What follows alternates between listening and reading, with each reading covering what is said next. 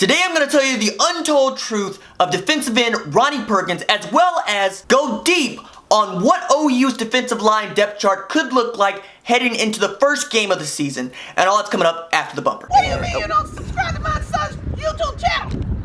Mama, no! Just snap the damn ball, RJ. What's up, kinfolk? It's RJ Young. I am not on a step mill. Consider hitting the like and subscribe button because I upload a video every single day. It's always OU related, college football related, sports related. We have a good time. So I'm going to tell you about Ronnie Perkins and just what kind of a lineman he is. But first, a refresher, and the refresher is both sobering and inspiring. It is sobering because Oklahoma loses Devontae Lampkin, who could be depended on as the man in the middle, the zero technique, the nose, to occupy double teams, and particularly be a force in the defensive line later as the season progressed, especially when he had a breakout game against TCU in November. So he's gone. Oklahoma also lost defensive end DJ Ward, who at one point was the best high school football player in the state of Oklahoma. But more importantly for Sooner fans, Ward could be counted on to be the counterbalance to Mike Stoops' 3-4 scheme, which depended on having at least one defensive end with his hand on the ground who could at the very least be a threat to get into the backfield. But more than Ward, Oklahoma is going to miss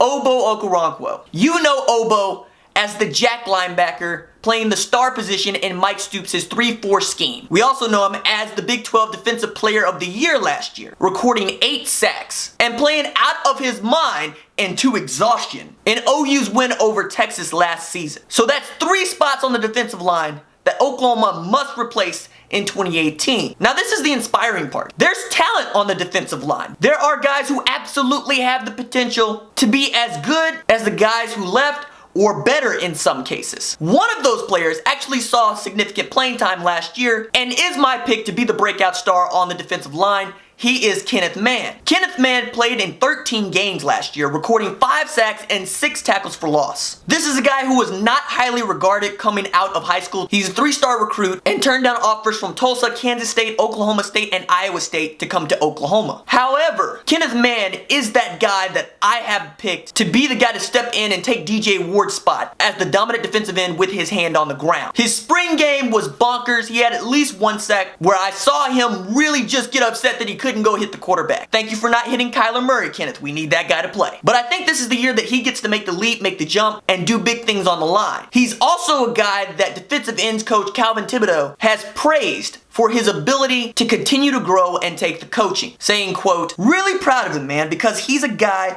who's developed over time. He's just taken the coaching, and he's one of those guys that's been very dependable. He's been able to play some head-up positions, and then he's been able to play on the edge. When you're able to do those things, you give yourself a chance to have a big role in the defense, and that's what he's done. He's worked his way up. You look up, and I think he had 5.5 sacks last year, and he just kept working, and we found a role for him.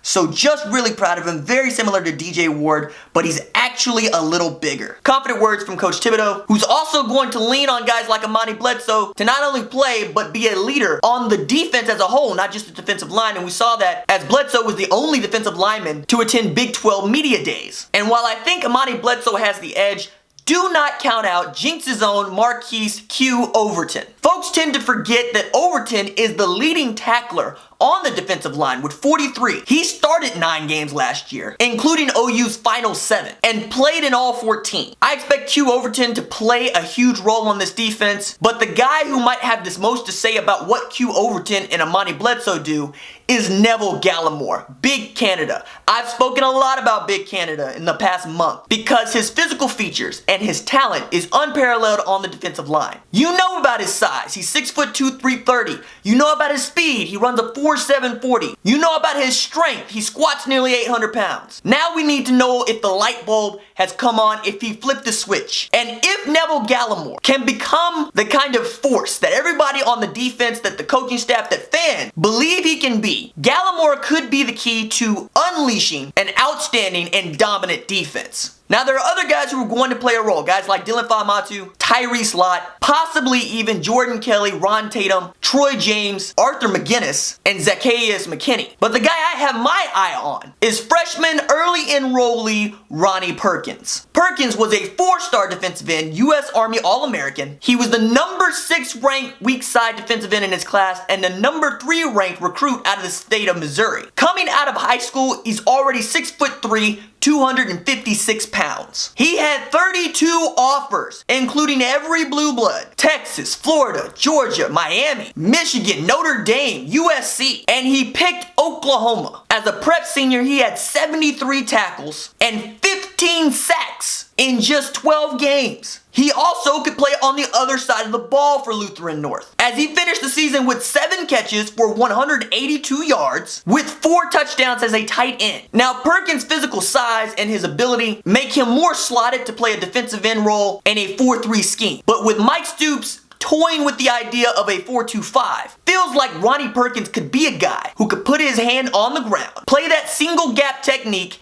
and go kill the quarterback. And at least, according to Calvin Thibodeau, Perkins is tough, and he's taken the coaching, and he's putting himself in a position to play a big role for the Sooners in 2018. Thibodeau put it this way: you know, he's got toughness to him.